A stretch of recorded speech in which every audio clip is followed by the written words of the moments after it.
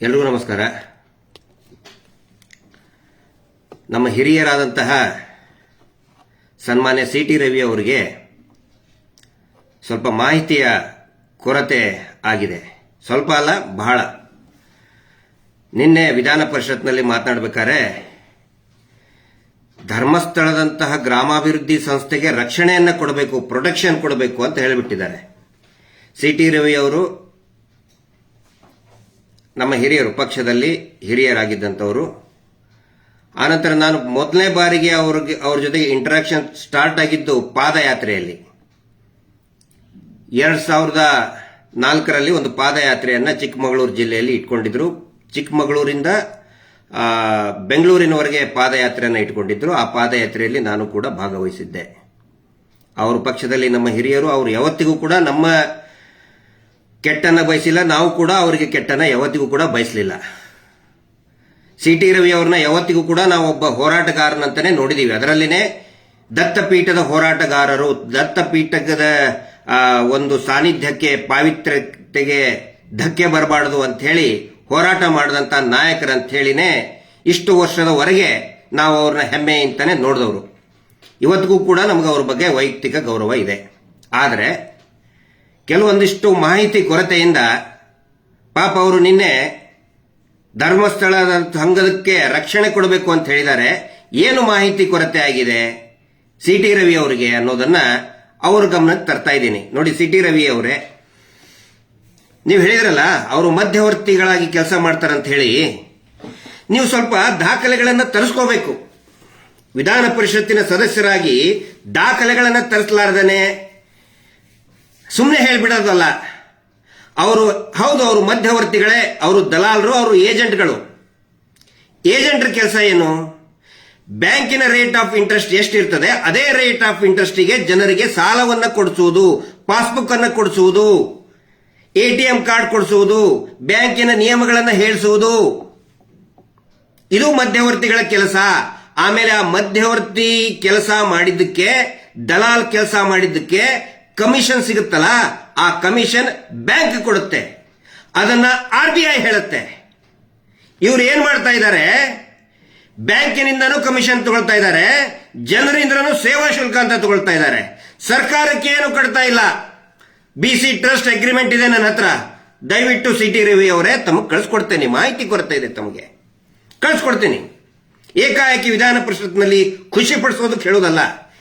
BC trust agreement ಕಳಿಸ್ಕೊಡ್ತೀನಿ ತಮಗೆ. ತಾವು ಓದಿ, ಏನಿದೆ ಒಂದು ಟ್ರಸ್ಟ್ ಏನ್ ಮಾಡಬೇಕು ಅನ್ನೋದನ್ನ ಓದಿ. ಅವ್ರದೇ ಅದು ಬೆಳ್ತಂಗಡಿಯಲ್ಲಿ ರಿಜಿಸ್ಟರ್ ಆದಂತಹ ಸನ್ಮಾನ್ಯ ವೀರೇಂದ್ರ ಜೈನ್ ಅವರೇ ಸೈನ್ ಹಾಕಿದಂತಹ BC ಟ್ರಸ್ಟ್ ಇದೆ, ಕಳಿಸ್ಕೊಡ್ತೀನಿ. ಒಂದು BC ಟ್ರಸ್ಟಿನ ಜವಾಬ್ದಾರಿ ಏನೇನು ಅಂತ ಹೇಳಿ. ಮಧ್ಯವರ್ತಿಗಳು.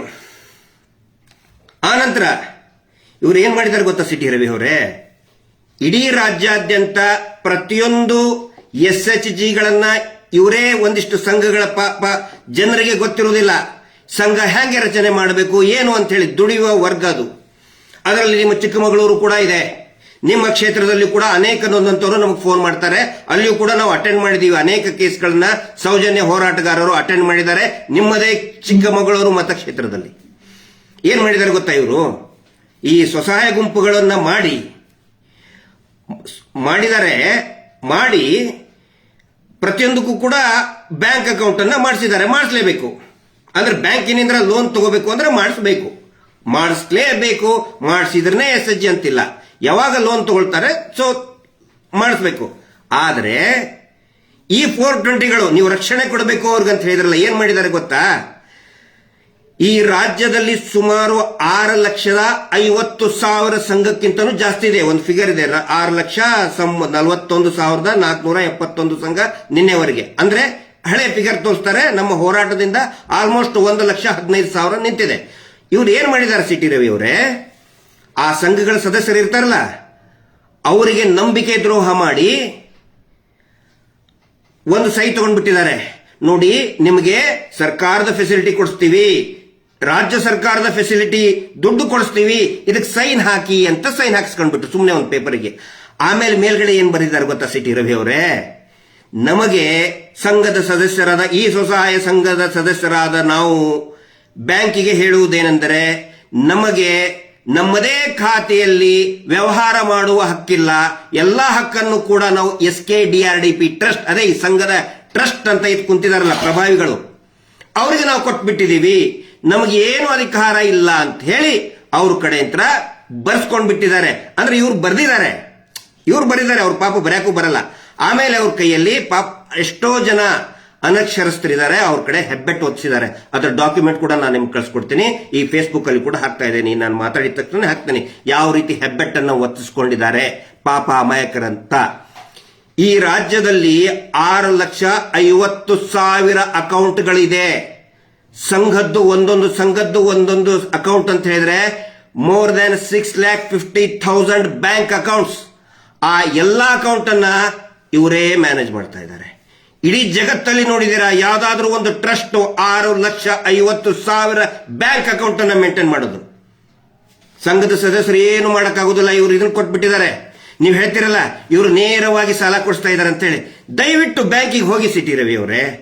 ಈ ರಾಜ್ಯದ ಯಾವ್ದಾದ್ರೂ ಒಂದು ಬ್ಯಾಂಕಿಗೆ ಸ್ವತಃ ನೀವೇ ಹೋಗಿ ನೇರವಾಗಿ ಒಬ್ಬ ಗ್ರಾಹಕನಿಗೆ, ಸಂಘದ ಸದಸ್ಯನಿಗೆ ಒಬ್ಬ ಇವ್ರು ಹೇಳ್ತಾರೆ 64 ಲಕ್ಷ ಜನ ಸದಸ್ಯರು ಅಂತ ಹೇಳ್ತಾರಲ್ಲ, ಒಬ್ಬ ಸಂಘದ ಸದಸ್ಯನಿಗೆ ನೇರವಾಗಿ ಬ್ಯಾಂಕಿಂದ ಕೊಡಿಸಿದಾರ ಹೆಂಗೆ ಅಂತ ಕೇಳ್ಬಿಡಿ. ಕೊಡಿಸೋ ಫೆಸಿಲಿಟಿ ಇದೆ. ನೀವು ಹೇಳ್ಬೋದು ಬ್ಯಾಂಕ್ನವ್ರು ಕೊಡಲ್ಲ ಅಂತೇಳಿ. RBIನೇ ಹೇಳಿದೆ, ಕೇಂದ್ರ ಸರ್ಕಾರನೇ ಹೇಳಿದೆ. ಆನಂತರ ಪಂಡಿತ್ ದೀನ್ ದಯಾಳ್ ಉಪಾಧ್ಯಾಯ್ ಅವರ ಅಡಿಯಲ್ಲಿ ನಾವು, ನಿಮಗೂ ಇನ್ಸ್ಪಿರೇಷನ್, ನನಗೂ ಇನ್ಸ್ಪಿರೇಷನ್ ಅವರು ದೀನ್ ದಯಾಳ್ ಉಪಾಧ್ಯಾಯ ಅವರು. ಅಂತ್ಯೋದಯದಲ್ಲಿ ತಾವು ಕೆಲಸ ಮಾಡಿದಿರಿ, ನಾನು ಕೆಲಸ ಮಾಡಿದ್ದೀನಿ ಅಂತ್ಯೋದಯ ಯೋಜನೆಯಲ್ಲಿ. ಒಂದು ಕೂಡ ಅಂತ್ಯೋದಯ ದೀನ್ ದಯಾಳ್ ಉಪಾಧ್ಯಾಯರ ಹೆಸರು ಎಲ್ಲೂ ತರಲ್ಲ ಇವರು. ಅದರದೇ ಬಡ್ಡಿ ತಿಂತಾರೆ ಇವರು. ನೀವು ರಕ್ಷಣೆ ಕೊಡಬೇಕು ಅಂತ ಹೇಳಿದ್ರಲ್ಲ, ಅವರು ದೀನ್ ದಯಾಳ್ ಜಿ ಅವರ ಹೆಸರಿನಲ್ಲಿ ಬಡ್ಡಿ ಕಡಿತ ಆದದ್ದನ್ನ ಇವರು ತಿಂತಾ ಇದ್ದಾರೆ. ಜನಗಳಿಗೆ ಕೊಟ್ಟಿದೆ ಆಕ್ಚುಲಿ ಅದು. ಎಲ್ಲೂ ಕೂಡ ಸಿಟಿ ರವಿ ಅವರು, ನಿಮ್ ಬಗ್ಗೆ ನಾನು ಹೆಮ್ಮೆ ಪಡ್ತಾ ಇದ್ದೆ. ದೀನ್ ದಯಾಳ್ ಜಿ ಅವರು ಒಂದೇ ಒಂದು ಹೆಸರನ್ನ ತಾವು ಹೇಳಿಬಿಟ್ಟಿದ್ರೆ, ಒಂದು ಹೆಸರು ಪಂಡಿತ್ ದೀನ್ ದಯಾಳ್ ಜಿ ಅವರ ಹೆಸರನ್ನು ಹೇಳಿಬಿಟ್ಟಿದ್ರೆ, ಪಾಪ ಅವರು ಅನಾಥವಾಗಿ ಅವರ ಶವ ಸಿಕ್ಕಿತ್ತು. ಗೊತ್ತಾ ನಿಮಗೆ? ನಿಮಗೂ ಕೂಡ ಗೊತ್ತಿರ್ತದೆ, ನನಗಿಂತ ಜಾಸ್ತಿ ನಿಮ್ಗೆ ಗೊತ್ತಿದೆ, ನಮ್ಮ ಹಿರಿಯರು ನೀವು. ಆದ್ರೆ ಮಾಹಿತಿ ಕೊರತೆಯಿಂದ ಈ ರೀತಿ ಮಾತಾಡ್ತಿರಲ್ಲ, ಏನ್ ಮಾಡ್ಬೇಕು ನನ್ನ ಮಾತವ್ರು? ಲಕ್ಷಾಂತರ ಜನ ಕಾರ್ಯಕರ್ತರು ಏನ್ ಮಾಡಬೇಕು?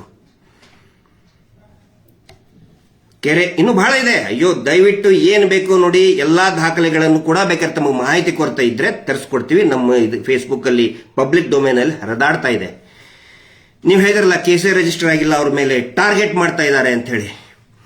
ಸುಗ್ರೀವಾಜ್ಞೆ ಆದ್ಮೇಲೆ ಟಾರ್ಗೆಟ್ ಮಾಡ್ತಾ ಇದ್ದಾರೆ ಅಂತ ಹೇಳಿ. ಸುಗ್ರೀವಾಜ್ಞೆ ಆದ ಮೇಲೆ ಅಲ್ಲ, ಸುಗ್ರೀವಾಜ್ಞೆ ಆಗೋಕ್ಕಿಂತ ಮುಂಚೆನೆ ಸಾವಿರಾರು ಜನ ಅವರಿಂದ ತೊಂದರೆ ತಗೊಂಡು ಆತ್ಮಹತ್ಯೆ ಆದಂತವ್ರು ಅನೇಕ ಜನ ಇದ್ದಾರೆ. ದಯವಿಟ್ಟು ಒಂದು ಸಾರಿ ಮಳವಳ್ಳಿಗೆ ಹೋಗಿ ಬನ್ನಿ. ಮಹಾಲಕ್ಷ್ಮಿ ಅವರು ಆತ್ಮಹತ್ಯೆ ಹೆಂಗೆ ಮಾಡ್ಕೊಂಡ್ರು, ಮತ್ತೆ ಕೇಸ್ ರಿಜಿಸ್ಟರ್ ಆಗಿದ್ದು, ನೀವು ಹೇಳಿದ್ರಲ್ಲ ಕೇಸೇ ರಿಜಿಸ್ಟರ್ ಆಗಿಲ್ಲ ಅಂತ ಹೇಳಿ. ಕೇಸ್ ರಿಜಿಸ್ಟರ್ ಆಗಿದ್ದು ಅದೇ ಸಂಘದವ್ರ ಮೇಲೇನೆ ಆಗಿದ್ದು. ಸಿಟಿ ರವಿ ಅವರ ತಿಳ್ಕೊಳ್ಳಿ. ಮಹಾಲಕ್ಷ್ಮಿ ಅವ್ರದ್ದು ಮಳವಳ್ಳಿಗೆ ಹೋಗಿ ಬನ್ನಿ, ಕೆರಗೋಡು ಪೊಲೀಸ್ ಸ್ಟೇಷನ್ಗೆ ಹೋಗಿ ಬನ್ನಿ, ತಿಳ್ಕೊಳ್ಳಿ. ಅಲ್ಲಿ ನೀವು ಕೇಸೇ ರಿಜಿಸ್ಟರ್, ಅದೇ ನಿಮ್ಮ ಮಾಹಿತಿ ಕೊರತೆ. ಎಷ್ಟು ಕೆಟ್ಟದಾಗಿ ಬೈದ್ರು ತಿಳ್ಕೊಳ್ಳಿ ಅದನ್ನ. ಅದು ಬರೀ ಮಹಾಲಕ್ಷ್ಮಿ ಅವರದ್ದು ಒಂದೇ ಅಲ್ಲ, ಈ ರಾಜ್ಯದ ಅನೇಕ ಕಡೆ ಆತ್ಮಹತ್ಯೆಗಳು ಆಗಿದೆ ಅದೇ ಸಂಘದಿಂದ. 43 NCRಗಳಾಗಿದೆ. NCR ಅಂತ ಹೇಳಿದ್ರೆ ಅದೇನು ಅನಾಮತ್ತಲ್ಲ, ಪೊಲೀಸ್ ಠಾಣೆಯಲ್ಲೇ ಅವರ ಮೇಲೆ ದೂರ ಆಗಿದೆ. ನೀವು ಹೇಳಿದ್ರಿ ಧರ್ಮಸ್ಥಳ ಪೊಲೀಸ್ ಠಾಣೆಯಲ್ಲಿನೇ ಸ್ವತಃ ವೀರೇಂದ್ರ ಜೈನ್ ದೊಡ್ಡವರು ಅಂತ ಏನ್ ನೀವು ಪೂಜೆ ಮಾಡ್ತಿರಲ್ಲ, ಅವರ ಮೇಲಿನ ಕೇಸ್ ರಿಜಿಸ್ಟರ್ ಆಗಿದೆ. ಶ್ರವಣ ಬೆಳಗೊಳದಲ್ಲಿ ಕೂಡ ಕೇಸ್ ರಿಜಿಸ್ಟರ್ ಆಗಿದೆ. NCR FIR ಕೂಡ ದಾಖಲಾಗಿದೆ. ನಂಜನಗೂಡು, ಮೈಸೂರು FIR ದಾಖಲಾಗಿದೆ. ತುಮಕೂರು, ದಾವಣಗೆರೆ, ಹಿರಿಯೂರು FIR ದಾಖಲಾಗಿದೆ. ನಾವು ಮಾಡಿಸಿಲ್ಲ, ಯಾರೋ ಟಾರ್ಗೆಟ್ ಮಾಡಿದವರು ಮಾಡ್ಸಕ್ ಆಗುದಿಲ್ಲ. ಯಾವುದೋ ಒಬ್ಬ ಇವ್ರ ಅಗೇನ್ಸ್ಟ್ ಯಾವನೋ ಒಬ್ಬನ ಇದ್ದ ಅಂತಂದು ಹೇಳಿದ್ರೆ ಅವ್ನು ಹೇಳ್ದಂಗೆ ರಾಜ್ಯದ ಜನ ಕೇಳಲ್ಲ. 43 ವಿವಿಧ ಪೊಲೀಸ್ ಠಾಣೆಗಳಲ್ಲಿ ದೂರು ದಾಖಲಾಗಿದೆ. ಸಿಟಿ ರವಿ ಅವರೇ, ಅದರ ಮಾಹಿತಿಗಳನ್ನ ನಿಮಗೆ ಕೊಡ್ತೀವಿ. ಎಲ್ಲಾರ ಕಡೆನೂ ಕೂಡ ಮಾಹಿತಿ ಇದೆ. ಬಹುಶಃ ತಮಗೆ ಮಾಹಿತಿಯ ಕೊರತೆ ಇರಬಹುದು. ತುಂಬಾ ಒಳ್ಳೊಳ್ಳೆ ಕೆಲಸ ಮಾಡ್ತಾರೆ ಅಂತ ಹೇಳಿದ್ರಲ್ಲ, ಮಧ್ಯವರ್ಜನ ಶಿಬಿರ. ಇವರು ದುಡ್ಡು ಕೊಡೋದೆ, ಸಾಲ ಕೊಡೋದೆ, ಕ್ವಾರ್ಟರ್ ಬಾಟ್ಲಿ ಇಟ್ಟು ಮಾರ್ತಾರಲ್ಲ ಕಿರಾಣಿ ಅಂಗಡಿಯಲ್ಲಿ, ಅವರಿಗೆ ಕೊಡೋದು ಇವರು ಸಾಲವನ್ನ. ಕರೆದು ಕೇಳಿಸಿ ಸರ್ ದಯವಿಟ್ಟು. ಇವ್ರದ್ದು ಯೋಜನಾಧಿಕಾರಿ ಅಂತ ಏನನ್ನ ಹೆಸರಿಟ್ಕೊಂಡಾರಲ್ಲ, ಅವ್ರ ಜೊತೆಗೆ ಮಾತಾಡಿ, ಹೇಳ್ತಾರೆ ನಿಮಗೆ. ಸೇವಾ ಪ್ರತಿನಿಧಿ ಕೇಳಿ, ಜನಸಾಮಾನ್ಯರಿಗೆ ಕೇಳಿ ಹೇಳ್ತಾರೆ. ಇವರು ದುಡ್ಡು ಕೊಡೋದು ಯಾರಿಗೆ? ಕ್ವಾರ್ಟರ್ ಬಾಟ್ಲಿ ಇಟ್ಟು ಮಾರ್ತಾರಲ್ಲ, ಅಲ್ಲಿ ಇಲ್ಲಿ ಮಾರ್ತಾರಲ್ಲ, ಅವರಿಗೆ ಸಾಲ ಕೊಡೋದು ಇವರು ಜಾಸ್ತಿ. ಎದರಲ್ಲಿ? ಸಿಡ್ಬಿ ಲೋನ್ ಯಾರಿಗೆ ಕೊಡ್ಬೇಕು ಹೇಳಿ? Small industrial development bank of ಇಂಡಿಯಾದಿಂದ ಇರ್ತಕ್ಕಂಥ ಲೋನ್ ಅದು ಇವ್ರು ಕೊಡಲ್ಲ. 17,000 ಕೋಟಿ ರೂಪಾಯಿ ಆ ಬ್ಯಾಂಕ್ ಇಂದ ತಗೊಂಡಿದ್ದಾರೆ. 17,000 ಕೋಟಿ ರೂಪಾಯಿಯನ್ನ ತಗೊಂಡು ಕ್ವಾರ್ಟರ್ ಬಾಟ್ಲಿ ಮಾರ್ತಾ ಇರುವಂತ ಕಿರಾಣಿ ಅಂಗಡಿಗಳಿಗೆ ದುಡ್ಡು ಕೊಟ್ಟು ಇಡೀ ಊರನ್ನ ಕುಡಿಯುವ ವ್ಯಸನಿ ಮಾಡಿ, ಆಮೇಲೆ ಮಧ್ಯವರ್ಧನ ಶಿಬಿರ ಅಂತ ಮಾಡಿ, ಆ ಶಿಬಿರಕ್ಕೂ ಕೂಡ ಸರ್ಕಾರದಿಂದಲೇ ಫಂಡ್ ಬಂದಿದೆ, ಅದರ ದಾಖಲೆಯನ್ನು ಕೂಡ ಕೊಡ್ತೀವಿ. ಸರ್ಕಾರದಿಂದ ತಗೊಳ್ತಾರ ದುಡ್ಡನ್ನು ಅವರು. ಕೆರೆ ಅಭಿವೃದ್ಧಿ ಮಾಡ್ತೇನೆ ಅಂತ ಹೇಳ್ತಾರಲ್ಲ, ಕೆರೆ ಅಭಿವೃದ್ಧಿ ಪ್ರಾಧಿಕಾರದಿಂದ ನಾವು ಮಾಹಿತಿಯನ್ನು ತಗೊಂಡಿದೀವಿ. 6,71,00,000 ರೂಪಾಯಿನ ಆ ಕೆರೆಯ ನೀರು ಬಳಕೆದಾರರ ಸಂಘಕ್ಕೆ ಹೋಗುವಂತ ದುಡ್ಡನ್ನ ಇವರು ಎತ್ತಿ ಕೆಲಸ ಮಾಡೋದು ಪುಕ್ಸಟ್ಟೆ, ಜನರ ಕಡೆಯಿಂದ ಪುಕ್ಸಟ್ಟೆ ಮಾಡಿಸ್ಕೊಂಡಿದ್ದಾರೆ. ಇವರು ಎತ್ತಿದ್ದಾರೆ, ಹೆಸರು ಮಾತ್ರ ಇವ್ರದ್ದು. ಇದು ಗೊತ್ತಿರಲಿ ಸಿಟಿ ರವಿ ಅವರೇ, ಸನ್ಮಾನ್ಯ ಸಿಟಿ ರವಿ ಅವರೇ, ನಿಮ್ಗೆ ಮಾಹಿತಿಯ ಕೊರತೆ ಇದೆ. ಪ್ರತಿಯೊಂದು ನಾವು ಹೇಳ್ತಾ ಇರೋದು ಬಾಯಿ ಮಾತಿಂದ ಅಲ್ಲ, ಮಾಹಿತಿ ಹಕ್ಕು ಕಾಯ್ದೆಯಿಂದ ತೆಗೆದುಕೊಂಡಂತಹ ದಾಖಲೆಗಳನ್ನೇ. ಇನ್ನೂ ಸುಮಾರು ಇದೆ. ಕೌಶಲ್ಯ ಅಭಿವೃದ್ಧಿ ನಿಗಮದಿಂದ ತಗೊಂಡಂತಹ ದುಡ್ಡು ಪೂಜ್ಯರು ಮಾಡಿಸ್ಬಿಟ್ರು. ಒಂದೇ ಒಂದು ಸ್ಟೈಫಂಡ್ ರೂಪಾಯಿ 10,000 ರೂಪಾಯಿ ಸ್ಟೈಫಂಡ್ ಬರ್ತದೆ ಒಬ್ಬ ಫಲಾನುಭವಿಗಳಿಗೆ. ನಿರುದ್ಯೋಗಿ ಯುವಕನಿಗೆ ಒಂದೇ ₹1 ಕೊಟ್ಟಿಲ್ಲ ಇವರು. ಎಷ್ಟು ಹೇಳಬೇಕು ಸಿಟಿ ರವಿ ಅವರೇ, ಎಷ್ಟು ಹೇಳ್ಬೇಕು ಹೇಳಿ? ಅಂತವರಿಗೆ ರಕ್ಷಣೆ ಕೊಡಬೇಕು ಅಂತ ಹೇಳ್ತೀರಿ. ನಿಜವಾಗ್ಲೂ ಕೂಡ ರಕ್ಷಣೆ ನೊಂದವರಿಗೆ ಸಿಗಬೇಕು. ಸೌಜನ್ಯ ಕುಟುಂಬಕ್ಕೆ ರಕ್ಷಣೆ ಸಿಗಬೇಕಾಗಿದೆ. ಇವತ್ತು ಆತ್ಮಹತ್ಯೆ ಮಾಡ್ಕೊಳ್ತಾ ಇದ್ದಾರಲ್ಲ, ಆ ಕುಟುಂಬಗಳಿಗೆ ರಕ್ಷಣೆ ಸಿಗಬೇಕು. ನೊಂದಂತವರಿಗೆ ರಕ್ಷಣೆ ಕೊಡಿ ಅಂತ ನೀವು ವಿಧಾನ ಪರಿಷತ್ನಲ್ಲಿ ಕೇಳೋ ಬದಲು ಕೊಂದಂತವರಿಗೆ ರಕ್ಷಣೆ ಕೊಡಿ ಅಂತ ಕೇಳ್ತಾ ಇದ್ದೀರಲ್ಲ ಸಿಟಿ ರವಿ ಅವರೇ. ಏನಂತ ಹೇಳೋಣ ನಾವು? ನಿಮ್ಮ ಬಗ್ಗೆ ನಾವು ಅಭಿಮಾನ ಇದ್ದಂಥವ್ರು. ನೀವು ರಾಜ್ಯಾಧ್ಯಕ್ಷರ ಆದ ನಂತರ ನಾನು ರಾಜ್ಯಾಧ್ಯಕ್ಷ ಆದವನು. ನಿಮ್ಮನ್ನ ನಾವು ಪಾಲಿಸಿದವರು. ನಾವು ನಿಮ್ಮ ಸಂಘಟನೆ ಚಾತುರ್ಯವನ್ನು ನಾವು ಪಾಲಿಸಿದವರು. ಗೌರವ ಇವತ್ತಿಗೂ ಕೂಡ ಇದೆ, ಆದರೆ ಬೇಸರ ಇದೆ. ನಿಮ್ಮ ಕಣ್ಣು ನಾನು ನೋಡ್ತಾ ಇದ್ದೆ. ನಿಮ್ಮ ಸ್ಟೇಟ್ಮೆಂಟ್ ಮಾಡ್ಬೇಕಾದ್ರೆ ನಿಮ್ಮ ಕಣ್ಣನ್ನ ಮುಂಚೆ ಇದ್ದಂತ ಹೋರಾಟಗಾರನ ಕಣ್ಣು ನಿಮ್ದಿಲ್ಲ, ಖಂಡಿತ ಇಲ್ಲ. ಮುಂಚೆ ನಿಮ್ಮ ಕಣ್ಣಲ್ಲಿ ಒಂದು ಹೋರಾಟ ನೋಡ್ತಾ ಇದ್ವಿ ನಾವು. ಜನರ ಪರವಾಗಿ, ನಿಜವಾದ ಹಿಂದೂ ಕಾರ್ಯಕರ್ತರ ಪರವಾಗಿ ಒಂದು ಹೋರಾಟವನ್ನ ನಿಮ್ಮ ಕಣ್ಣಲ್ಲಿ ನೋಡ್ತಾ ಇದ್ವಿ. ನಿನ್ನೆ ನೀವು ಮಾತಾಡ್ಬೇಕಾದ್ರೆ ನಿಮ್ಮ 2 ಕಣ್ಣಲ್ಲಿ ಏನು ಹೋರಾಟದ ಭಾವನೆ, ಆ ಕಳಕಳಿ, ಪ್ರಾಮಾಣಿಕತೆ ಇರಲಿಲ್ಲ. ಏನೋ ಒಂದು ಅಳುಕು, ಭಯ, ಯಾರಿಗೋ ಒಬ್ರು ಖುಷಿ ಮಾಡಿಸ್ಬೇಕು ಅನ್ನೋ ಒಂದು ಏನದು ಅಸಹ್ಯ ಭಾವನೆ ನಿಮ್ಮ ಕಣ್ಣಲ್ಲಿ ಕಾಣ್ತಾ ಇತ್ತು C T Ravi. Sorry to say this.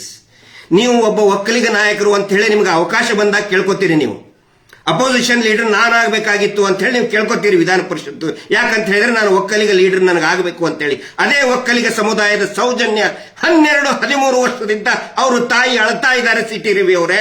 Vokkaliga ಕುಟುಂಬದವರು ಒಂದೇ ಒಂದು ಮಾತಾಡ್ಲಿಲ್ಲಲ್ಲ ನೀವು. ನಿನ್ನೆ ನೀವು ವಿಧಾನ ಪರಿಷತ್ನಲ್ಲಿ ಸೌಜನ್ಯ ಪರವಾಗಿ ಮಾತಾಡಿದ್ರೆ ನಿಜವಾದ ಲೀಡರ್ ಅಂತ ನಾವು ಹೇಳ್ತಾ ಇದ್ವಿ, ರಿಯಲ್ ಲೀಡರ್ ಅಂತ ಹೇಳ್ತಾ ಇದ್ವಿ. ಅದನ್ನು ಬಿಟ್ಟು ನಂದಂತ ಪರವಾಗಿ ಮಾತಾಡಿದ್ಬಿಟ್ಟು ಕೊಂದವರಿಗೆ ರಕ್ಷಣೆ ಕೊಡಬೇಕು ಅಂತ ಹೇಳ್ತಾ ಇದ್ರಿ ಸಿಟಿ ರವಿ ಅವರೇ. ಒಕ್ಕಲಿಗ ನಾಯಕರು ಅಂತ ಹೇಳಿ ನಿಮ್ಗೆ ಅವಕಾಶ ಯಾವಾಗ ಬೇಕು ಒಕ್ಕಲಿಗ ಆ ಕಾರ್ಡ್ ತಗೊಂಡು ಬಂದ್ಬಿಡ್ತೀರಿ. ಸೌಜನ್ಯ ಯಾರು ಸೌಜನ್ಯ ಗೌಡ, ಒಕ್ಕಲಿಗರು, ಕೆಂಪೇಗೌಡರ ಮಗಳು. ಆದರೆ ನೀವು ಯಾವ ಒಕ್ಕಲಿಗ ಲೀಡರು ಅಂತ ನೀವು ಟ್ರಂಪ್ ಕಾರ್ಡ್ ಯೂಸ್ ಮಾಡೋರು, ಚುನಾವಣೆಯಲ್ಲಿ ಟ್ರಂಪ್ ಕಾರ್ಡ್ ಯೂಸ್ ಮಾಡೋರು, ಇದುವರೆಗೂ ಕೂಡ ಒಬ್ರು ಕೂಡ ಅವ್ರ ಮನೆಗೆ ಬಂದು ಸಾಂತ್ವನ ಹೇಳಲಿಲ್ಲ. ಇಡೀ ರಾಜ್ಯದ ಜನ ಇವತ್ತು ಭುಗಿಲೆದ್ದಿದ್ದಾರೆ ಆ ಒಂದು ಹುಡುಗಿಯ ನ್ಯಾಯಕ್ಕೋಸ್ಕರ. ಜಾತಿ, ಧರ್ಮ, ಪಂಥ ಬಿಟ್ಟು ಆ ಸೌಜನ್ಯ ನಮ್ಮ ಮನೆ ಮಗಳು ಅಂತ ಹೇಳಿ ಬಿಟ್ಟು ಎದ್ದು ನಿಂತಿದ್ದಾರೆ. ಅಂತ ಸಂದರ್ಭದಲ್ಲಿ ಅವನಿಗೆ, ಆ ಕೊಂದಂತ ಕುಟುಂಬಕ್ಕೆ ರಕ್ಷಣೆ ಕೊಡಬೇಕು ಅಂತ ಹೇಳ್ತಾ ಇದ್ರಿ ಸಿಟಿ ರವಿ ಅವರೇ. ಬಿಡಿ, ದೇವ್ರು ನೋಡ್ಕೋತಾನೆ. ನಾನು ಶೀರ್ಷಿಕೆಯಲ್ಲಿ ಹಾಕಿದ್ದೆ, ದತ್ತಪೀಠಕ್ಕೂ ಇದಕ್ಕೆ ಏನು ಸಂಬಂಧ ಅಂತ ಕೇಳಬಹುದು ನೀವು. ದತ್ತಪೀಠ ಹೋರಾಟ ಮರೆತು ಬಿಟ್ರೆ, ಅದನ್ನು ನಾನು ಮರೆತು ಬಿಟ್ಟಿದ್ದೆ. ಅದನ್ನು ಹೇಳಬೇಕಾಗಿತ್ತಲ್ಲ, ಸ್ಟಾರ್ಟಿಂಗ್ನಲ್ಲೇ ಹೇಳಬೇಕಾಗಿತ್ತು. ಸಾರಿ. ದತ್ತಪೀಠ ಮರೆತಾರೆ ಸಿಟಿ ರವಿ ಅವರು ಅಂತ ಹೇಳಿ. ಯಾಕೆ ಇದನ್ನು ಹೇಳಬೇಕು ಅಂತ ಹೇಳಿದ್ರೆ, ಎಸ್ಪೆಷಲಿ ತಮಗೆ ಮತ್ತೆ ಜೀವರಾಜ್ ಅವರಿಗೆ, ಚಿಕ್ಕಮಗಳೂರು ಯಾವುದು ನಮ್ಮ ಶೃಂಗೇರಿ ಶಾಸಕರಾದಂಥ ಜೀವರಾಜ್ ಅವರು, ಅನಂತರ ಸುನೀಲ್ ಕುಮಾರ್ ಅವರು, ಕಾರ್ಕಳದ ಶಾಸಕರಾದಂಥ ಸುನೀಲ್ ಕುಮಾರ್ ಅವರು, ಎಷ್ಟು ಯಂಗ್ ಬ್ಲಡ್, ಎಷ್ಟು ಯಂಗ್ಸ್ಟರ್, ನಿಮ್ಮಲ್ಲಿ ಎಷ್ಟು ಬಿಸಿ ರಕ್ತದ ಒಂದು ಹೋರಾಟದ ಒಂದು ಏನಂತ ಹೇಳಿದ್ರೆ ಒಂದು ಕಾಳಜಿ, ತವಕ ಇತ್ತು ನಿಮ್ಮ ಹತ್ರ. ದತ್ತಪೀಠದ ಹೋರಾಟದಿಂದ 3 ಜನ ತಾವು ಶಾಸಕರಾದಂಥವ್ರು. ಒಬ್ಬರು ಸಿ.ಟಿ. ರವಿಯವರು, ಇನ್ನೊಬ್ಬರು ಜೀವರಾಜ್ ಅವರು ಶೃಂಗೇರಿಯಿಂದ. ಜೀವರಾಜ್ ಅವರ ಕ್ಯಾಂಪೇನಿಗೆ ಅವರು ಗೆದ್ದಂತ ಸಂದರ್ಭದಲ್ಲಿ 3 ಸಾರಿ ಸೋತಿದ್ರು. ಅವರು ಡಿ.ಬಿ. ಚಂದ್ರೇಗೌಡರ ವಿರುದ್ಧ 3 ಸಾರಿ ಸೋತಿದ್ರು. 4th ಟೈಮ್ ನಿಂತಾಗ ನಾನು ಪೂರ್ತಿ ಕ್ಯಾಂಪೇನ್ ಮಾಡಿದ್ದೆ ನಾನು ಜೀವರಾಜ್ ಅವರ ಪರವಾಗಿ. ಬೇರೆ ಬೇರೆ ಸಂದರ್ಭದಲ್ಲಿ ಚಿಕ್ಕಮಗಳೂರು ನಾನು ಯುವ ಮೋರ್ಚಾ ಅಧ್ಯಕ್ಷ ಆದಾಗ ಅದಕ್ಕಿಂತ ಮುಂಚಿನ 2004ರ ಚುನಾವಣೆಯಲ್ಲಿ ಎಲ್ಲರ ಅದೇ ಸಂದರ್ಭದಲ್ಲಿ ಸುನೀಲ್ ಕುಮಾರ್ ಅವರು ಕೂಡ ಬಜರಂಗ ದಳದಿಂದ ಅಂದ್ರೆ ಒಳ್ಳೆ ಒಂದು ಇದರಲ್ಲಿದ್ರು. ಅವಾಗ ಅವರು ಕಾರ್ಕಳದಿಂದ ಶಾಸಕರಾದ್ರು. ಅವಾಗೂ ಕೂಡ ನಾವು ಕ್ಯಾಂಪೇನ್ ಮಾಡಿದ್ವಿ. ನಾವು ಮತ್ತೆ ಪ್ರಮೋದ್ ಮುತಾಲಿಕರು ಬಂದಿದ್ವಿ ಅವಾಗ. ಈಗ ಬೇರೆ ಬೇರೆ ರೂಪ ಪಡೆದಿದೆ, ವೈಷಮ್ಯ ಅವೆಲ್ಲ ಅಧಿಕಾರ ಬಂದ ನಿಂತ ನಡೆದಿದೆ. That is not the matter, ಅದನ್ನ ನಾನು ಹೇಳ್ತಾ ಇಲ್ಲ ಇಲ್ಲಿ. ಆದರೆ ದತ್ತಪೀಠದ ಬಗ್ಗೆ ಯಾಕೆ ತಗೊಳ್ತಾ ಇದ್ದೀನಿ ಅಂತ ಹೇಳಿದ್ರೆ, ನಿನ್ನೆ ಸಿ.ಟಿ. ರವಿ ಅವರೇ ತಾವು ಹೇಳಿದ್ರಲ್ಲ, ಇವರಿಗೆ ರಕ್ಷಣೆಯನ್ನ ಕೊಡಬೇಕು ಅಂತ ಹೇಳಿ. ಇವರು ಯಾರಿಗೆ ರಕ್ಷಣೆಯನ್ನ ಕೊಟ್ಟಿದ್ದಾರೆ ಗೊತ್ತಾ ನಿಮಗೆ? ಮೌಂಟ್ ಗಿರ್ನಾರ್ ಬಗ್ಗೆ ಸ್ವಲ್ಪ ಸ್ಟಡಿ ಮಾಡಿ. ಗುಜರಾತ್ನ ಮೌಂಟ್ ಗಿರ್ನಾರ್, ಆ ಗಿರ್ನಾರ್ ಏನಿದೆ, ಯಾವ ರೀತಿ ಕರ್ನಾಟಕದಲ್ಲಿ ಚಂದ್ರದ್ರೋಣ ಪರ್ವತ, ದತ್ತಪೀಠ, ಹಿಂದೆ ಬಾಬಾ ಬುಡನ್ಗಿಡಿ ಅಂತ ಇದ್ರು, ನಾವು ಅದನ್ನ ದತ್ತಪೀಠ ಅಂತ ಕರಿತಾ ಇದ್ದೀವಿ. ಅದೇ ರೀತಿ ಗಿರ್ನಾರ್ ಬೆಟ್ಟ, ದ ಫೇಮಸ್ ಗಿರ್ನಾರ್ ಮೌಂಟೇನ್, ಅಲ್ಲಿ ದತ್ತ ಗುರುಗಳು, ದತ್ತಾತ್ರೇಯ ಗುರುಗಳು ತಪಸ್ವಿ ಮಾಡಿದಂತಹ ಅನೇಕ ಸಾಧುಗಳಿಗೆ ದೀಕ್ಷೆಯನ್ನು ಕೊಟ್ಟಂತಹ ಪವಿತ್ರ ಕ್ಷೇತ್ರ ಮೌಂಟ್ ಗಿರ್ನಾರ್. ಆ ತಪ್ಪಲು ಏನಿದೆಯಲ್ಲ, ಈಗ ಅದು ಕಾಂಟ್ರವರ್ಸಿ ಆಗಿದೆ. ಅಕ್ಟೋಬರ್ 1ನೇ ತಾರೀಕು 2023 ಟೈಮ್ಸ್ ಆಫ್ ಇಂಡಿಯಾದಲ್ಲಿದೆ. ದೊಡ್ಡ ಕಾಂಟ್ರವರ್ಸಿ ಆಗಿದೆ. ಯಾರು ಮಾಡಿದ್ದಾರೆ? ಹಿಂದೂಗಳು ಮಾಡಿಲ್ಲ. 7 ಜನ ಜೈನ್ ಅಂತ ಇರುವವರ ಮೇಲೆ ಪ್ರಕರಣ ದಾಖಲಾಗಿದೆ. ಯಾಕಂತ ಹೇಳಿದ್ರೆ ಮಧ್ಯಪ್ರದೇಶ್, ರಾಜಸ್ಥಾನ್, ಗುಜರಾತ್ನಿಂದ ಸುಮಾರು 200 ಜನ ಬಂದು ಅಲ್ಲಿ ಜೈನ ಧರ್ಮೀಯರದ್ದು ಅಂತ ಅವ್ರು ಹೇಳ್ಕೊತಾರೆ.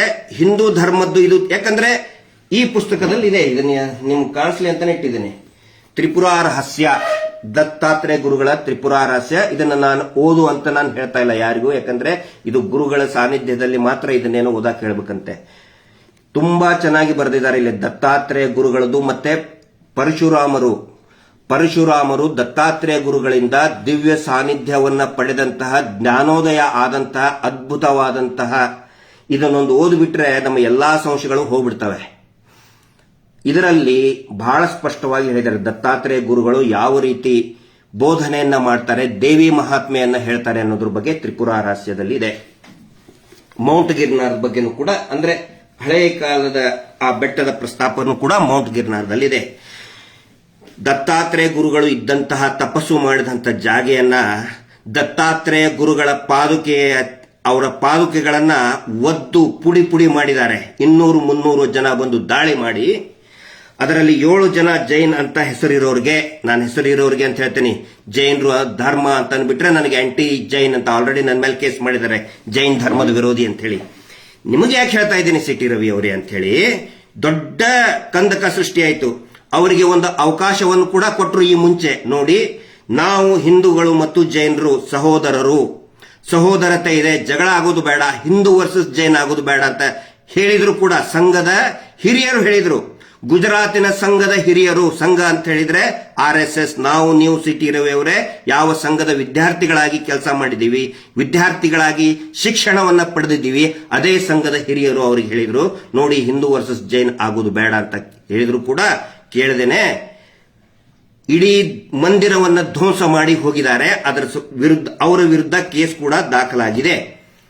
ಅಲ್ಲಿ ಮೌಂಟ್ ಗಿರ್ನಾರ್ ಅಲ್ಲಿ ಪೊಲೀಸ್ ಸ್ಟೇಷನ್ ಅಲ್ಲಿ ಸೆಕ್ಷನ್ 295A 298 ಧಾರ್ಮಿಕ ಭಾವನೆಯನ್ನ ಧಕ್ಕೆ ಮಾಡುವುದು ಮತ್ತು ಧಾರ್ಮಿಕ ಕೇಂದ್ರಗಳನ್ನ ಧ್ವಂಸ ಮಾಡುವಂತಹ ಪ್ರಕರಣ ಆ 7 ಜನರ ಮೇಲೆ ಮತ್ತು ಎಲ್ಲಾ 300 ಜನರನ್ನು ಕೂಡ ವಶಕ್ಕೆ ತೆಗೆದುಕೊಂಡಿದ್ರು. ಇಲ್ಲಿ ನಿಮ್ಗೆ ಯಾಕೆ ಹೇಳ್ತಾ ಇದ್ದೀನಿ ಸಿ.ಟಿ. ರವಿ ಅವರ ಅಂದ್ರೆ, ನೀವು ರಕ್ಷಣೆ ಕೊಡಬೇಕು ಅಂತ ಹೇಳ್ತಿದ್ದಾರಲ್ಲ, ಅದೇ ಮಿಸ್ಟರ್ ವೀರೇಂದ್ರ ಜೈನ್ ಅಲ್ಲಿ ಹೋಗಿ, ಗುಜರಾತಿಗೆ ಹೋಗಿ, ತಮ್ಮ ಎಲ್ಲಾ ಇನ್ಫ್ಲೂಯೆನ್ಸ್ ಅನ್ನ ಬಳಸಿ ಅವರಿಗೆ ರಕ್ಷಣೆಯನ್ನ ಕೊಟ್ಟಿದ್ದಾರೆ. ಯಾರು ದತ್ತಾತ್ರೇಯ ಗುರುಗಳ ಪಾದುಕೆಯನ್ನ ಧ್ವಂಸವನ್ನ ಮಾಡಿದಾರಲ್ಲ, ಅವರಿಗೆ ರಕ್ಷಣೆ ಕೊಟ್ಟು ಬಂದಿದ್ದಾರೆ. ಇದೇ ನಿಮ್ಮ ವೀರೇಂದ್ರ ಜೈನ್. ಪತ್ರಿಕೆಯಲ್ಲಿ ವರದಿಯಾಗಿದೆ, ಕನ್ನಡದ ಯೂಟ್ಯೂಬ್ಗಳಿಗೆ ಕೂಡ ಸಂಪೂರ್ಣ ಮಾಹಿತಿ ಇದರ ಬಗ್ಗೆ ನೋಡ್ಕೊಳ್ಳಿ. ಕರ್ನಾಟಕದಲ್ಲಿ ದತ್ತಪೀಠದ ಬಗ್ಗೆ ಪಾದಯಾತ್ರೆ ಮಾಡಿದವರು ನೀವು ಸಿ ಟಿ ರವಿ ಅವರೇ. ಗುಜರಾತಿನ ಗಿರ್ನಾರ್ ದತ್ತಪೀಠದಲ್ಲಿ ದತ್ತಪೀಠವನ್ನು ಧ್ವಂಸ ಮಾಡಿದಂತಹ ವ್ಯಕ್ತಿಗಳಿಗೆ ರಕ್ಷಣೆ ಕೊಟ್ಟಂತಹ ಈ ವೀರೇಂದ್ರ ಜೈನ್ಗೆ ರಕ್ಷಣೆ ಕೊಡಬೇಕು ಅಂತೇಳಿ ವಿಧಾನ ಪರಿಷತ್ನಲ್ಲೇ ನಿನ್ನೆ ಹೇಳಿಬಿಟ್ರಿ ನೀವು. ಎಲ್ಲಿ ಹೋಯ್ತು ನಿಮ್ದು ಹಿಂದುತ್ವದ ಹೋರಾಟ, ದತ್ತಪೀಠದ ಹೋರಾಟ? ನೀವು ಯಾರಿಗೆ ಬೇಕಾದರೂ ನೀವು ಚಳ್ಳೆ ಹಣ್ಣು ತಿನ್ನಿಸಬಹುದು. ಯಾವುದೇ ನಾನು ನಿಮ್ಗೆ ಹೇಳ್ತಾ ಇಲ್ಲ, ಸಾರಿ ಸಿ ಟಿ ರವಿ ಅವರಿಗೆ. ಯಾರಾಗಲೂ ಕೂಡ ರಾಜಕೀಯವಾಗಿ ಏನ್ ಬೇಕಾದರೂ ಭಾಷಣ ಮಾಡಬಹುದು, ರಾಜಕೀಯ ಮಾಡಬಹುದು. ದತ್ತಾತ್ರೇಯ ಗುರುಗಳಿಗೆ, ನಂಬಿದಂತಹ ಗುರುಗಳಿಗೆ ಮೋಸ ಮಾಡಿದ್ರೆ ಬರೀ ಬೀಳ್ತದೆ ಏಟು. ಹಿಂದೆ ಆಗಿದೆ ಹಂಗೆ. ರಾಜಕೀಯವಾಗಿ ನಮ್ಮ ಗುರುಗಳನ್ನು ಬಳಸ್ಕೋಬಾರ್ದು. ದತ್ತಾತ್ರೇಯನ ರಾಜಕೀಯ ಅವರು ಮಾಡಿದ್ರಲ್ಲ, ಅದನ್ನು ಒಂದು ಹೇಳ್ಬಿಡ್ತೀನಿ, ಒಂದು ರಹಸ್ಯ ನಿಮಗೆ ಸಿ ಟಿ ರವಿ ಅವರೇ. ಹೋಗಿ ಹಂತಲ್ಲಿ ದತ್ತಾತ್ರೇಯ ಗುರುಗಳ ದೇವಸ್ಥಾನವನ್ನು ಧ್ವಂಸ ಮಾಡಿ ಬಂದ್ರಲ್ಲ, 7 ಜನ ಜೈನರ ಮೇಲೆ ಕೇಸ್ ಆಯ್ತಲ್ಲ, ಅದರ ತಪ್ಪು, ಅಯ್ಯೋ ನಾನೇನೋ ತಪ್ಪು ಮಾಡಿದೆ ಅಂತ ಹೇಳಿ ಗಾಣಗಾಪುರಕ್ಕೆ ಹೋಗಿ ತಪ್ಪು ಕಾಣಿಕೆಯನ್ನು ಕೊಟ್ಟು ಬಂದಿದ್ದಾರೆ ಇವರೇ, ಮಿಸ್ಟರ್ ವೀರೇಂದ್ರ ಜೈನ್. ಕೇಳ್ಕೊಳ್ಳಿ.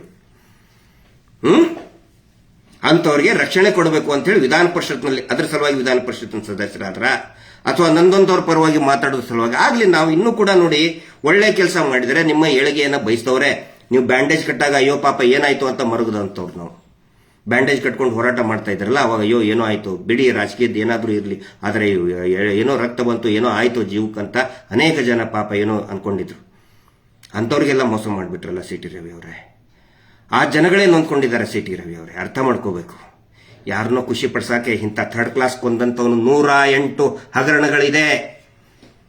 108 ಹಗರಣ ಇರುವಂತ ಮನುಷ್ಯನಿಗೆ ಖುಷಿ ಪಡಿಸೋದಕ್ಕೆ ರಕ್ಷಣೆ ಕೊಡಬೇಕು ಅಂತ ಹೇಳಿದ್ರೆ ನಿಮ್ಮಿಂದ ನಾವು ಇದನ್ನ ಎಕ್ಸ್ಪೆಕ್ಟ್ ಮಾಡಿದ್ದಿಲ್ಲ. ಆದರೆ ಒಂದು ಗೊತ್ತಿರಲಿ, ದುರ್ಗೆಯಾಗಿ ಎದ್ದು ನಿಂತಿದ್ದಾಳೆ ಸೌಜನ್ಯ.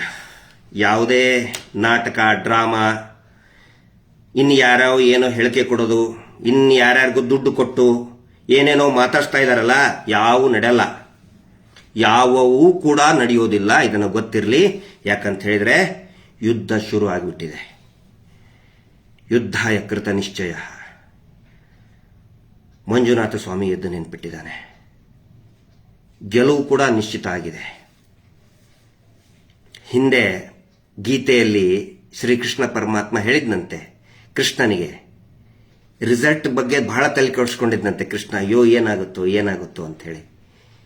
ಆವಾಗ ಶ್ರೀಕೃಷ್ಣ ಪರಮಾತ್ಮ ಹೇಳ್ತಾನಂತೆ, ಅದು ಕೂಡ ನಿರ್ಧಾರ ಆಗಿಬಿಟ್ಟಿದೆ, ರಿಸಲ್ಟ್ ಯಾರು ಗೆಲ್ತಾರೆ ಯಾರು ಸೋಲ್ತಾರೆ, ನೀವು ಸುಮ್ಮನೆ ಕೆಲಸ ಮಾಡಿ ಅಂತೇಳಿ. ಜನರು ಕೂಡ ಅರ್ಥ ಮಾಡ್ಕೋಬೇಕು. ಇಲ್ಲಿ C T and U T Khader ಇಬ್ರು ಒಂದಾಗ್ಬಿಡ್ತಾರೆ. ಆದರೆ ಸಮೀರ್ ಅಂತ ಹೇಳ್ಕೊಂಡು ನಮಗೆ ಜಗಳ ಹಚ್ಚಕ್ಕೆ ಸ್ಟಾರ್ಟ್ ಮಾಡ್ತಾರೆ. ನೀವು ಜಗಳ ಆಡಬೇಕು ಹಿಂದೂ ಮುಸ್ಲಿಂ. ಆದರೆ ಇದೇ ಸಿ ಟಿ ರವಿ ಅವರು ಮತ್ತೆ ಯು ಟಿ ಖಾದರ್ ಅವರು ನೋಡಿ, ಯಾವುದೇ ಕಾರ್ಯಕ್ರಮ ಇದ್ರೂ ಕೂಡ ಯು ಟಿ ಖಾದರ್ ಫಸ್ಟ್ ಲೈನಲ್ಲೇ ನಿಂತ್ಬಿಡ್ತಾರೆ. ಪರಮ ಪೂಜ್ಯರಿಗೆ ನಾವು ಇಲ್ಲಿ ಕಲ್ತಿದ್ದು ಆಯ್ತು, your institute, we respect. U T Khader ಅವ್ರ ಬಗ್ಗೆ ನಮಗೆ ಬಹಳ ರೆಸ್ಪೆಕ್ಟ್ ಇದೆ. ಆದರೆ ಸಾಮಾನ್ಯ ಕಾರ್ಯಕರ್ತರು ಜಗಳಾಡೋದು ಹೆಂಗೆ ಹೇಳಿ? ಹಿಂದೂ ಕಾರ್ಯಕರ್ತರು ಬೈಯೋದು ಬ್ಯಾರಿಗಳು ಹಾಂಗೆ ಹಿಂಗೆ ಸಾಬರು ಅಂತ ಬೈತಾರೆ. ಅವರು ಇವ್ರ ಕೋಮುವಾದಿಗಳು ಹಾಂಗೆ ಹಿಂಗೆ ಸ್ಕ್ರಾಪ್ ಅಂತ ಅವ್ರು ಬೈತಾರೆ. ಇವ್ರ ಲೀಡರ್ ಸಿ ಟಿ, ಅವ್ರ ಲೀಡರ್ ಯು ಟಿ, ಇಬ್ರು ಒಂದಾಗ್ಬಿಡ್ತಾರೆ ಇವ್ರನ್ನ ರಕ್ಷಣೆ ಮಾಡೋದಕ್ಕೆ. VIP ಗಳು ಒಂದಾಗ್ಬಿಡ್ತಾರೆ. ನಾವು ಜನಸಾಮಾನ್ಯರು, ನೀವು ಕಚ್ಚಾಡ್ತಾ ಕೂತ್ಕೋತೀವಿ. ಸಮೀರ್ ಸಾಬ್ರವನು, ಇವ್ರು ನಾವು ಹಿಂದೂಗಳು ಅಂತೇಳಿ. ಇದನ್ನ ಅರ್ಥ ಆಗಬೇಕು. ಎಲ್ಲರಿಗೂ ಕೂಡ ಗೊತ್ತಿರಲಿ, ಇವರ ಅಂತ್ಯ ನಿಶ್ಚಿತ ಆಗಿದೆ. ಯಾರು ಏನೇ ಮಾಡಿದರೂ ಕೂಡ ಇದನ್ನ ತಪ್ಪಿಸೋಕ್ಕಾಗೋದಿಲ್ಲ. ಇಷ್ಟ ಹೇಳಿ ಅರ್ಥ ಮಾಡ್ಕೊಳ್ಳೋರು ಅರ್ಥ ಮಾಡ್ಕೊಳ್ಳಿ. Justice for Soujanya. ನಮಸ್ತೆ.